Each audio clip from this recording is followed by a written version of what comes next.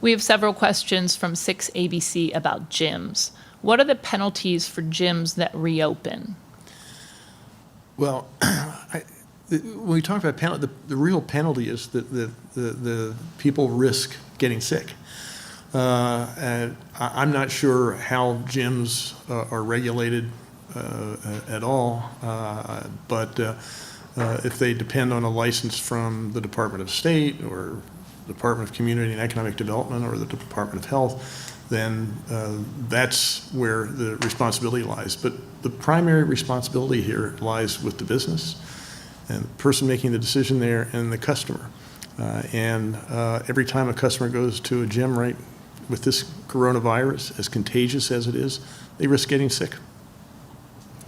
Gym owners we spoke to say that they can follow fewer people in their gym and have health precautions in place, and it would be safer than the crowded workouts people are having outside right now. What is your response to that? Yeah, again, we're looking at a situation where every time when you bring people together, when they touch things that others who have the disease have touched, they increase the risk that they're going to get the disease. We're trying to keep people safe, and every time people get together for whatever reason, they risk getting sick, and we want to keep that from happening. And finally, from 6ABC, at the very least, to survive, gym owners say they need a timeline as to when they can reopen. Can the state provide that? No. Again, we have a timeline that's being set not by the state, it's being set by the coronavirus. And we're looking at ways to defeat that virus.